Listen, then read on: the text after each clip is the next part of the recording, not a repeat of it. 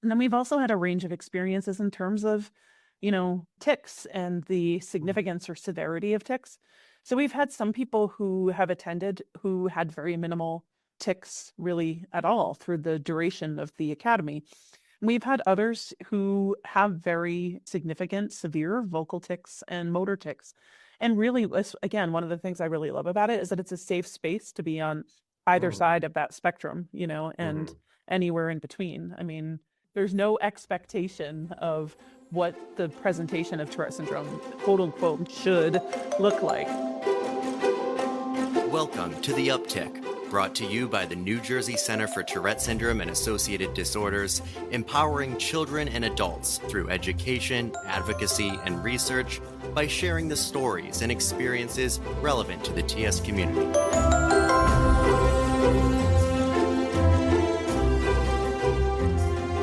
Hello and welcome back to The Uptick.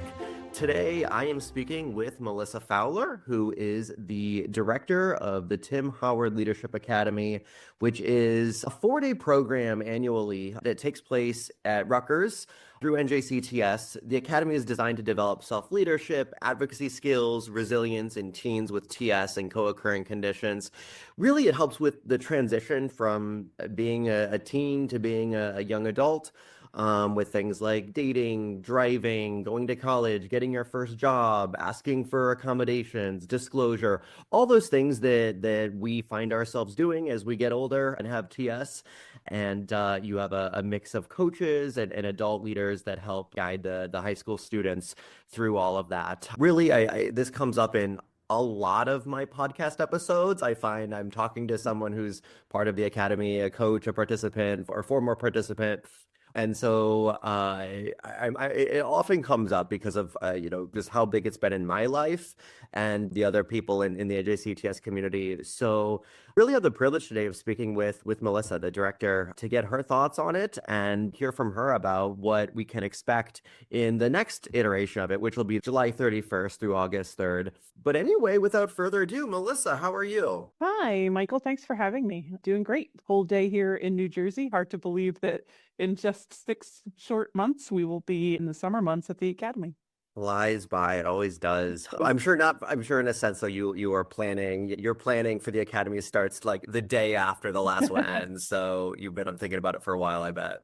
Nearly. We get maybe a little short reprieve there, but by 2 weeks after the one Academy passes, we are in the swing of things for planning for the next year.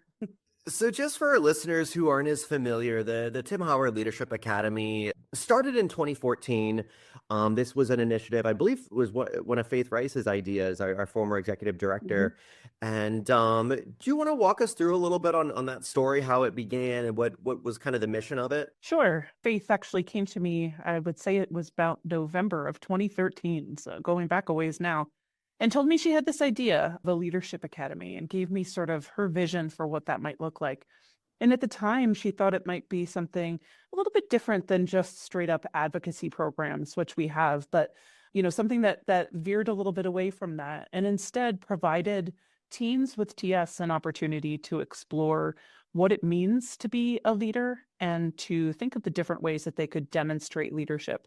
Certainly, advocacy was still at the core of that, but this was not to be confused with just a straight advocacy program. This was meant to be an experience that was immersive and allowed students the opportunity to really kind of drill down into what their goals were.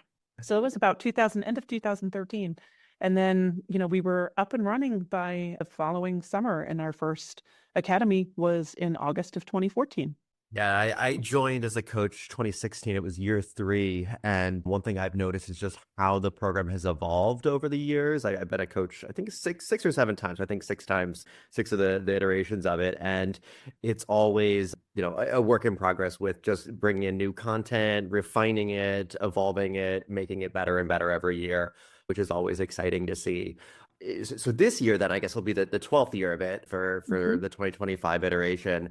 Anything new and exciting that you're looking forward to with this iteration that'll be different? Yeah, I mean, I like to think that every year when I think back to 2013 and 2014, and what the first academy looked like, we've grown and changed in so many ways. And so I often tell our coaches and our participants, that We hand out surveys at the end of the program, and I tell them, and I don't know how to reiterate it strongly enough, that their feedback really matters. Because when I think back, like I said, to 2014 versus where we are now, there's been a lot of growth, changes, development of the programming. We're always looking for a new way to freshen it up, and we're always looking for ways to grow and change. A lot of the time we have repeat participants, which we're always happy to welcome people back, but we certainly then take seriously the goal to have something new, something interesting, something, you know, completely different from what we've had in previous years. So it's really been a growing and evolving thing. And when I look back at, like I said, at 2014, I see how different it is. Really, those changes were small and incremental. So it's not as if we changed everything overnight. We've really gradually absorbed the feedback that we've gotten from participants and coaches, and we've made changes accordingly. So it's sort of a very different program than what it initially started out as. I think the things that I'm looking forward to the most for this year would be really kind of fine-tuning that balance that we have between opportunities to drill deep and learn, which I would say is one of the pillars of what we focus on at the Academy, really drilling in and learning about Tourette syndrome, about comorbidities, and learning about, what the process is like of going through high school and gaining independence, transitioning from high school to the workforce or from high school into college, and balancing that then, I would say, against another pillar that we've developed, which is really about goal setting, and goal setting in the way that really we're asking the participants to consider very personal, cultivated goals, and we meet them where they are. So for some of our participants, I know their goals have been, you know what, let me take my story to the road. Let me, kick up what I've learned and my ability to advocate and apply it for other people on a really broad scale. And then we've had some participants who join us who come in and they're like, listen, I just want to get kind of comfortable here talking to my friends or to my extended family about Tourette syndrome. And I mean, there's no judgment. In my opinion, there's no one goal better than the other. It's really just about finding what your personal goal is. And then we support you in creating some steps or a roadmap to reaching those goals. And then against that third pillar, which I would say is the social aspect. And, I can't downplay that. I think it's probably one of the most important things that we offer in the Academy as an opportunity for teens to come together with other teens with TS. I mean, we hear things all the time. Exactly. We hear things all the time. Like, I've never had the opportunity to be around others. I've never felt so safe with, ticking or like experienced so little judgment. So, I guess I would say in general, as the programming is still kind of underway, those are the three, like finding the balance between those three pillars to me is what I'm sort of most excited about this year. And there always is all three of those and a balance there. I can speak especially to the last one there, just the camaraderie, the people I've met. It really is a psychologically safe place, and with just incredible people between the coaches to the participants. And that's something unique about it too, is the ratio of coaches to participants. We have often a lot of coaches. There may be, I don't know, say there's 20 participants, there may be 10 coaches. It allows for a few things. But one of the, mentorship and things like that can happen. But also one of the more, I think, unique features of the Academy is team talk that coaches facilitate with their respective teams. I wonder if you could speak a little bit to that and kind of the thinking and purpose around team talk. Yeah, so I want to just, put out there that our participants themselves are generally having completed their freshman year of high school up through having completed their senior year. And then our coaches are individuals who have anywhere from having finished their sophomore year of college or, 2 years post high school in the workforce, all the way up through, I'll say, young adults, late 20s, early 30s.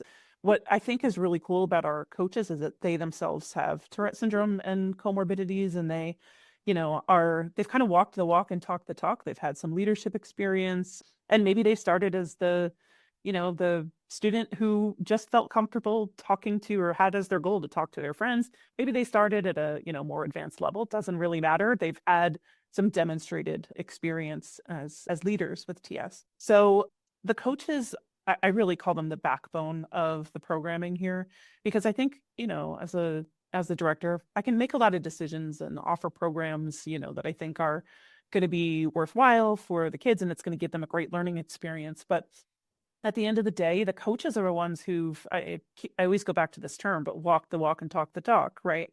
They've actually been there. And so having the coaches facilitate a lot of the learning experiences and the experiences that go beyond traditional learning is really valuable. You mentioned the team talks. I think there's like no better example than that, right? The team talks happen every day, and they're an opportunity for the kids to break down into smaller groups, and they're facilitated with a couple of coaches. Numbers always depend, but facilitated by a couple of coaches. Those coaches are paired intentionally to offer kind of different and complementary experiences for the teens. And then, some really heavy stuff gets talked about. I mean, I go back to like one of our interview questions is, how do you feel as a teen? How do you feel, being around other people who are sharing some heavy stuff? Because, well, it's certainly not always the case. And I don't mean to make it sound like it's a depressing environment.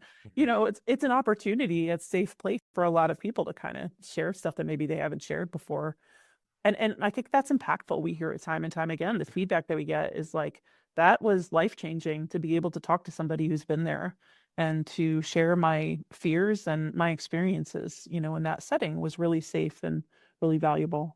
It is. That's something that I saw the value in as a coach, leading those team talk sessions and working with participants. I mean, hearing what they're sharing and giving snippets from my life, things I picked up along the way, and that was a really unique part of the academy for me that I think, I'll go on a limb and say I think everyone appreciated the team talks. And I think, if you told me this when I was in high school or something, I think I would have been a little nervous about like, oh, I have to go and like share and talk about my feelings about my Tourette. And honestly, I would have been pleasantly surprised by the time I got there, because it was such there wasn't pressure to share if you weren't comfortable. Yeah, Really, good point. but it was the kind of environment that I think brought it out of me and made me want to, because I felt like, oh, these are guys I can talk to about like some of these questions that I don't know anyone else with Tourette's in my life. So now I'm in a circle with people who get it, and by the third day of the academy, you feel pretty close to them, and is that that closeness and familiarity, and it becomes sort of a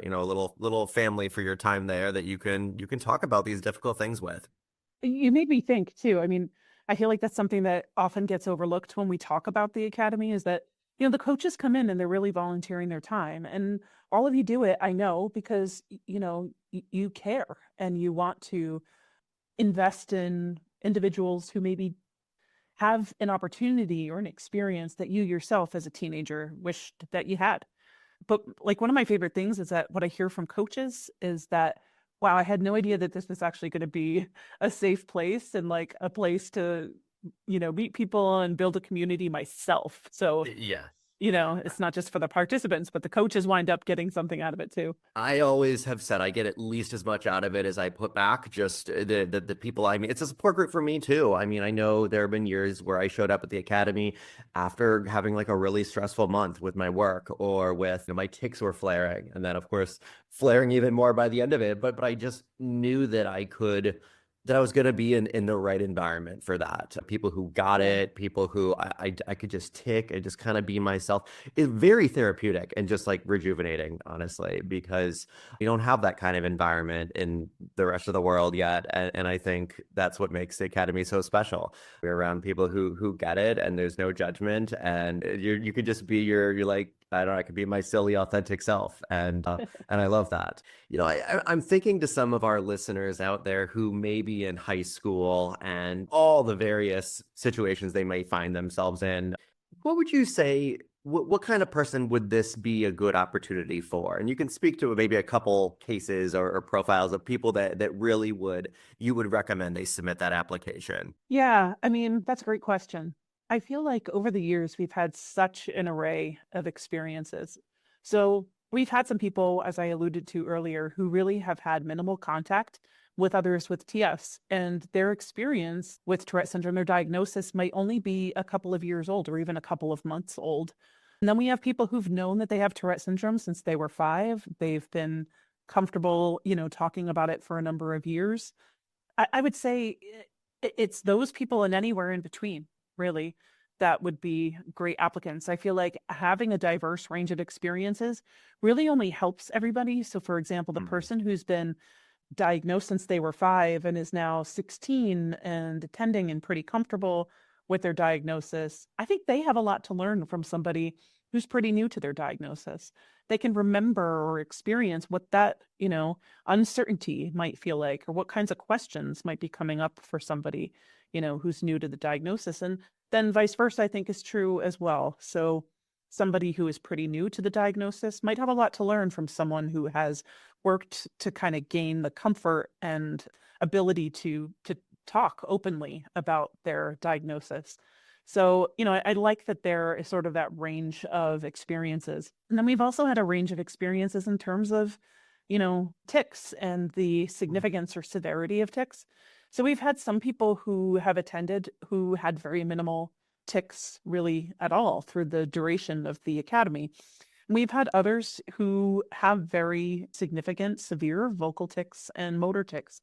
And really, again, one of the things I really love about it is that it's a safe space to be on either side of that spectrum, and anywhere in between. I mean, there's there's no expectation of what the presentation of Tourette syndrome, quote unquote, I'm doing air quotes here, should look like, right? It's really meant for a range of individuals and experiences.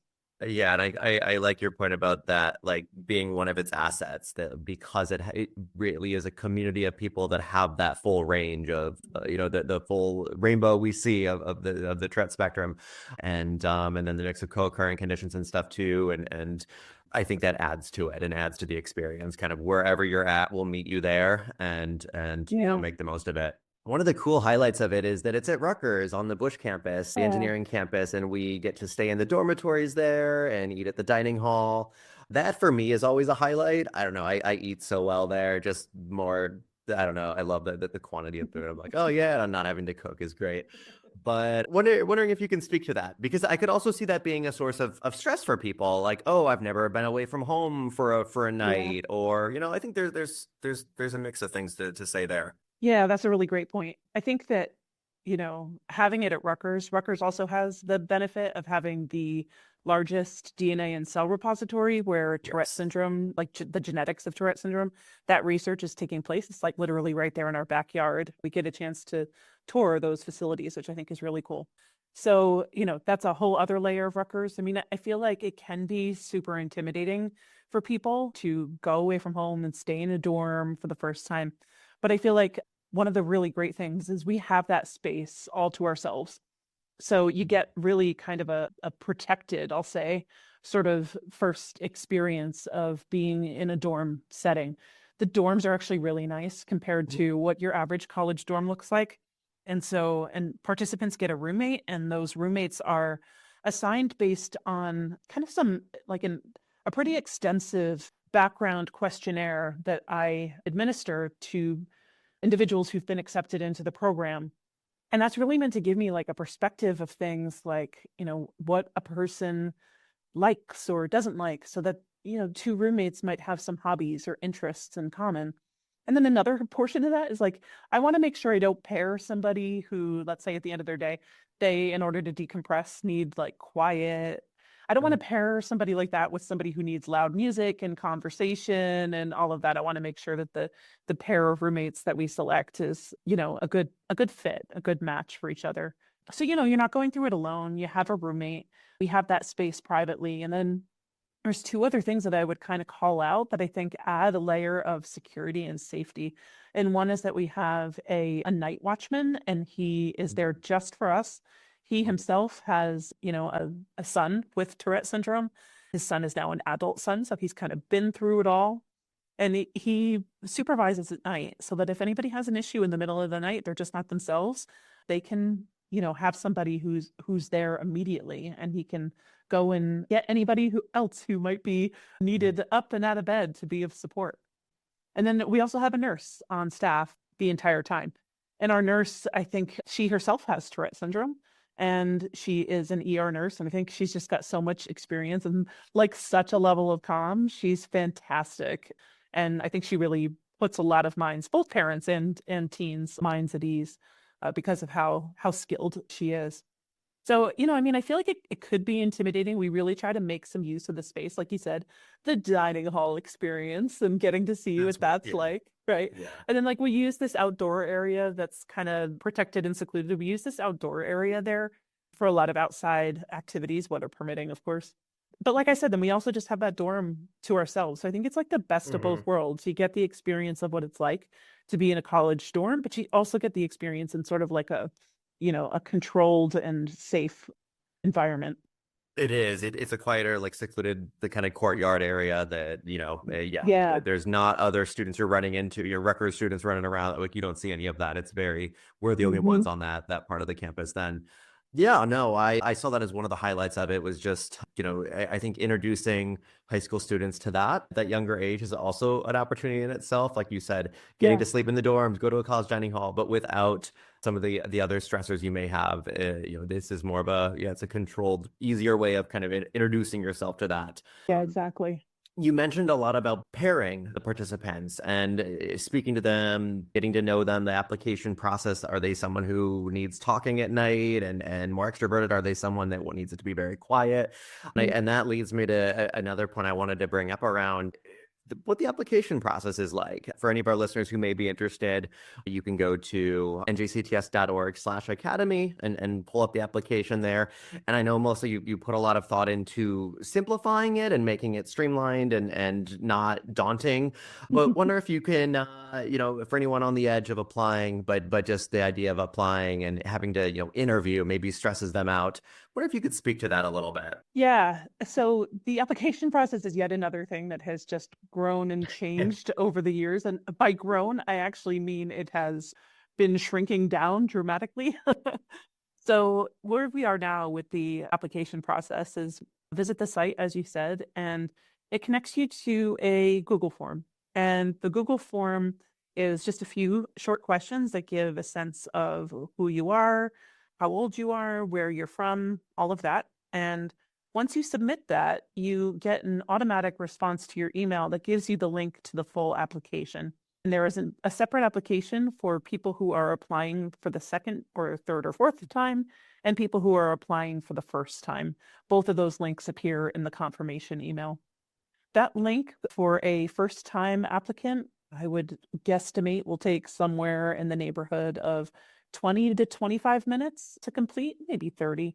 When I kind of explain that it used to be a much, much longer process, it's certainly not that anymore.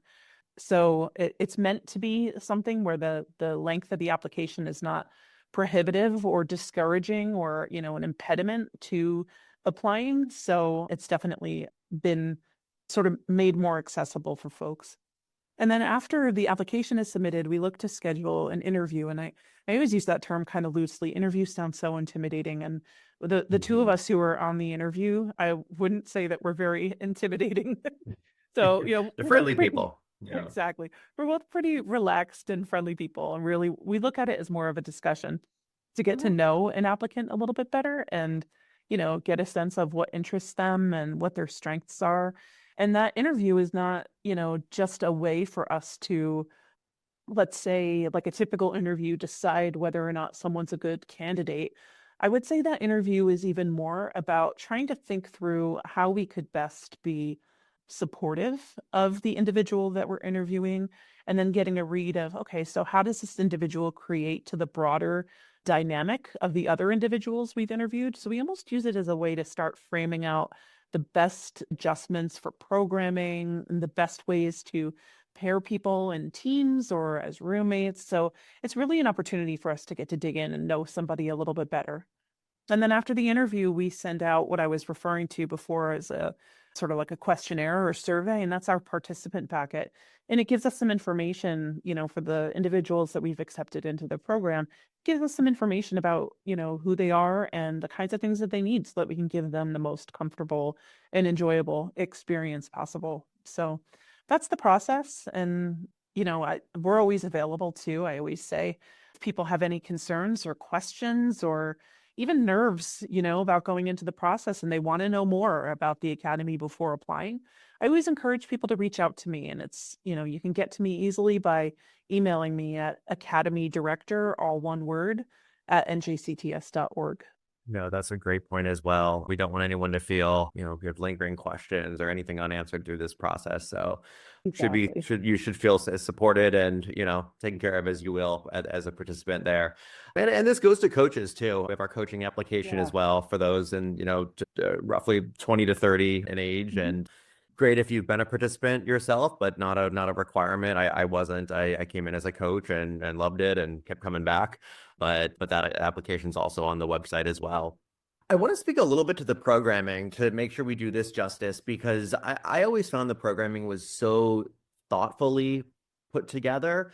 It was comprehensive, it was holistic, and felt very relevant in ways that I've been a part of different truck communities since I was a kid and gone to conferences and things, camps and whatnot.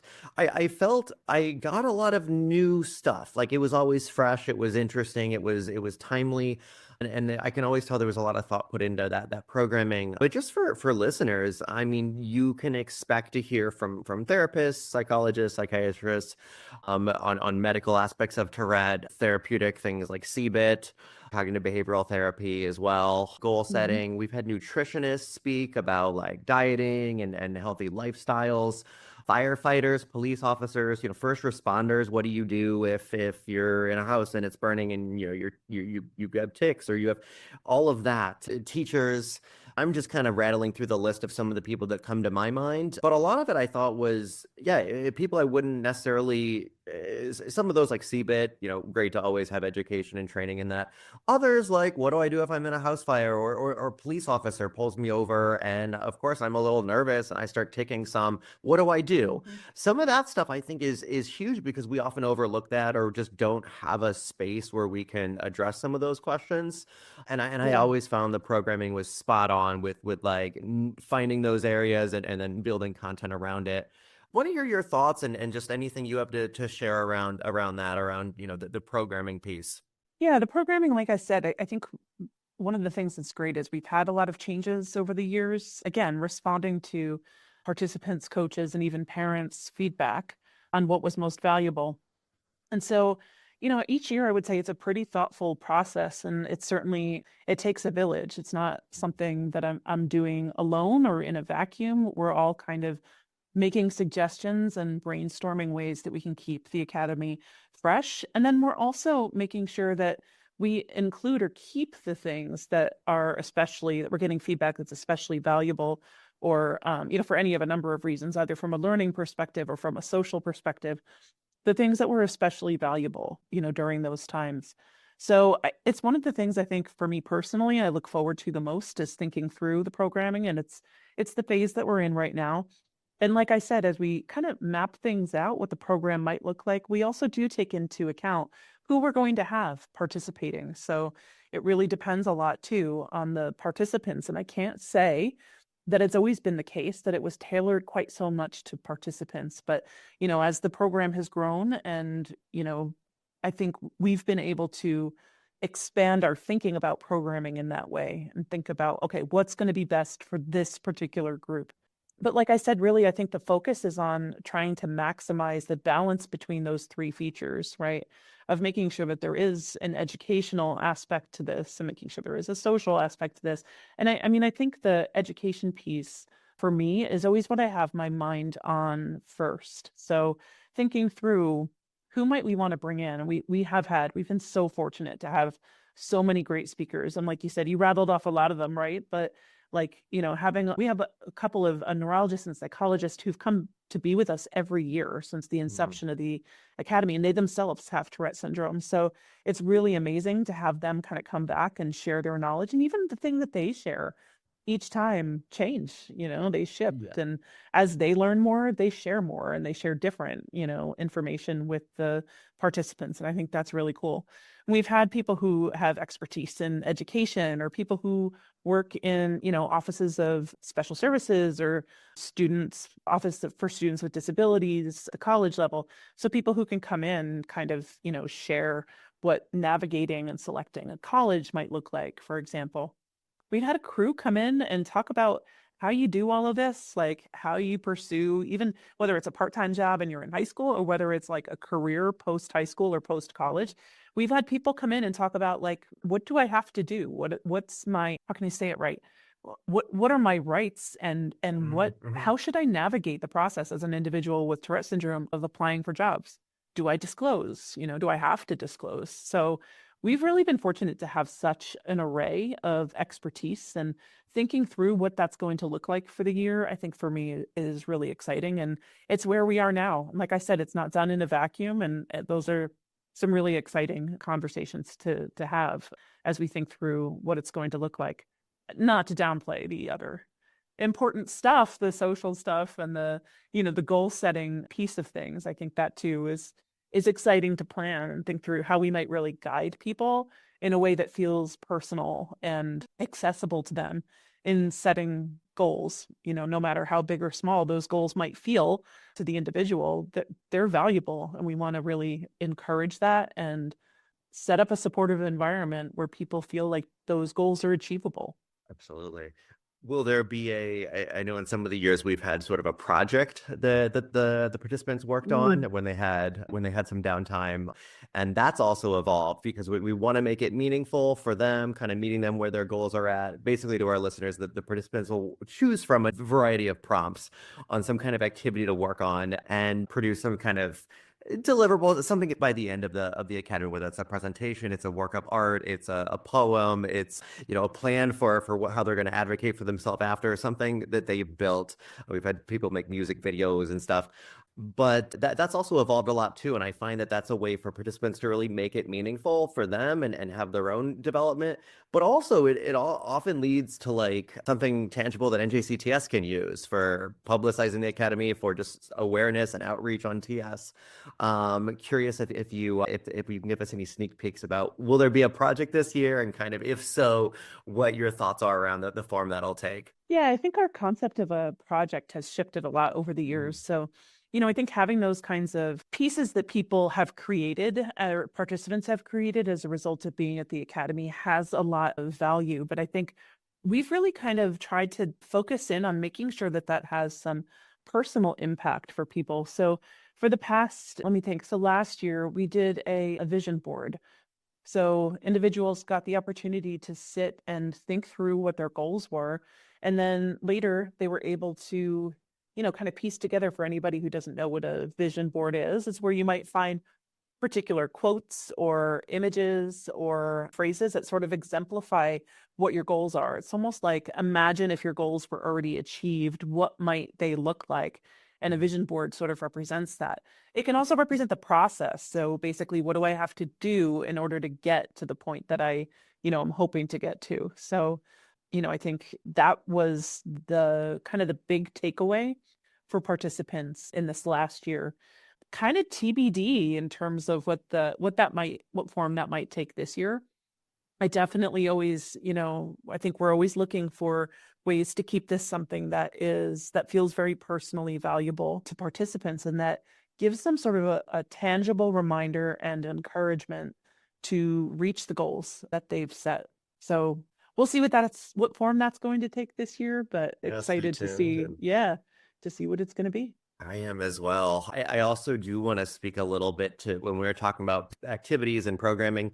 We do budget a lot of time for recreation, and I think something Yeah. that the academy, you and the other members of the team that designed this, something you've been really thoughtful about is how do we make sure that time is valuable and useful for everybody and kind of meets them where they're at. And so when we have rec time, there's often like three or so different, you have a choice of how you can spend that time. We'll have a room that's more arts and creative. There may be like an improv activity there, or something with acting or coloring, or something more creative. There's a quiet room, which I often gravitate to just to get my brain some peace and quiet and just meditate for a bit. There's an outdoor space with sports, kickball, some kind of outdoor activity. And want our participants to know that, like, that is something that is, there's been a lot of thought into how we can help you feel, relaxed, rejuvenated in a way that caters to who you are. And I bring this up only because I think I would have been that kid in high school that was like, oh, I got to go outside and play kickball, but it's too hot, or like whatever. Like, oh, I Right. want to go and do this other activity. No matter where you're coming from, and it can vary by the day. Some days you go outside, some days you go to the choir room, whatever. I thought that was a really nice, thoughtful piece of it, that there was a variety of ways you could spend that time and structure around it, no matter how you chose to use that time. Yeah, and I think the number of recreation sessions that we have over the course of a day has shifted too since the inception of the academy. So we do make a lot of time for that sort of time to decompress, because I think it allows participants to feel more ready and, able to focus on like the times that we do have, say, a speaker come in and share. I feel like it's a nice balance against that. And really those different options are born from the fact that we've heard people say again and again what helps them in terms of comfort with their tics or symptoms from their comorbidities.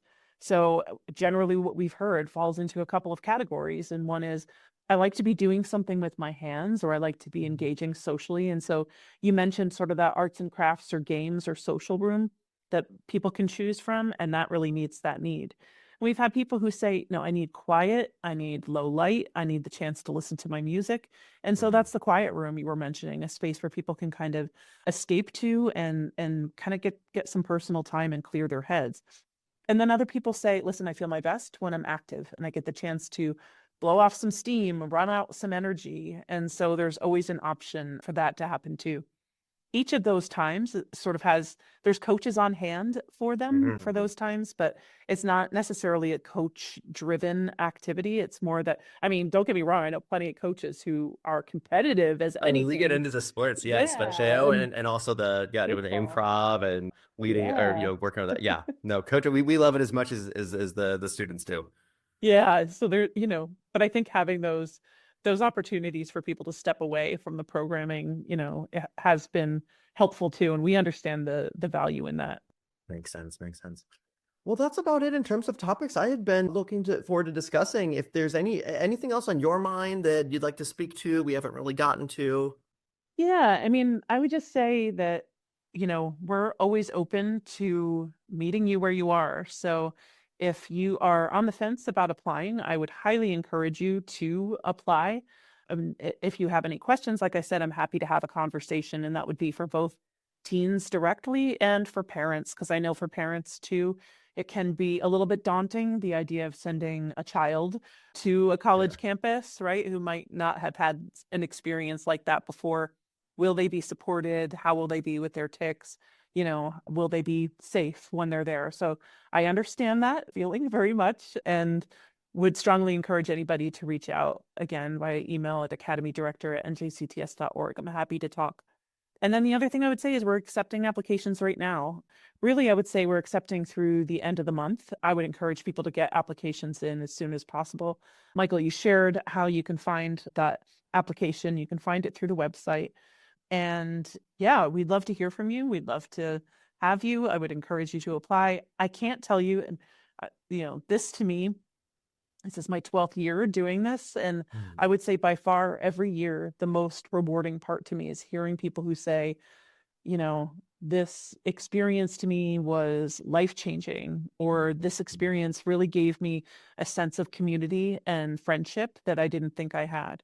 We just actually, within the past couple weeks here, we hosted the summit, the Parent and Teen Summit, which we do every year at the end of January, beginning of February.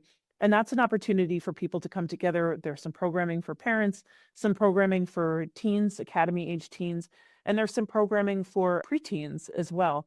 And that gives sort of like a flavor of what a day at the academy might actually look like for teens and for preteens. Gives a sense of what it might look like if you were to attend the academy. But it's also an opportunity, I think, for a lot of participants at the academy to kind of come together again at the midpoint in the year and get to see each other. And I love that, because what I see people, running to each other with big hugs and big smiles Yeah. because they're getting to Yeah. see their friends again. And I like that. I like that so many of our participants walk away with a whole new set of friends.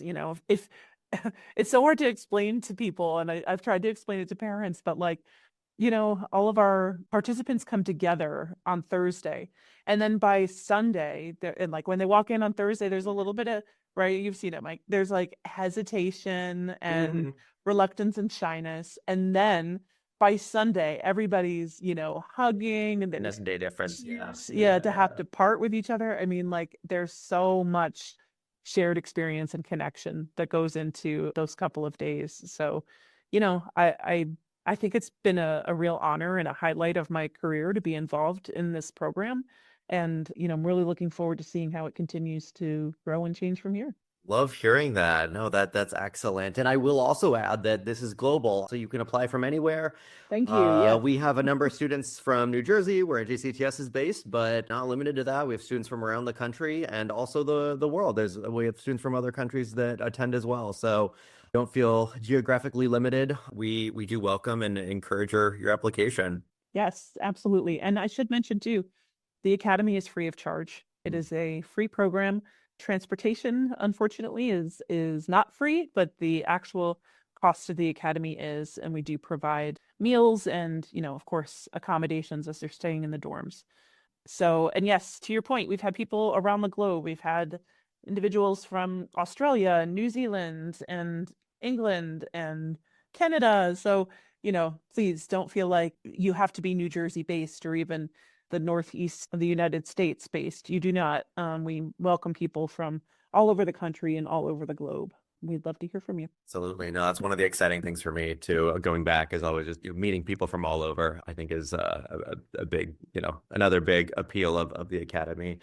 Melissa, it's been lovely having you on The Uptick. Thank you so much for sharing your thoughts and stories and telling us a little more about the Leadership Academy. Thanks for having me. I really appreciate it. Absolutely. And to our listeners, I'm going to put the links for everything we discussed in the description for the episode. But again, the application can be found at njcts.org/academy. Melissa, if you have any questions for Melissa, you can reach her at academydirector@njcts.org. And hope everyone has a wonderful day here. Thanks so much for tuning in. Thank you for listening to The Uptick, brought to you by the New Jersey Center for Tourette Syndrome and Associated Disorders, empowering you to stretch the boundaries to live your best life.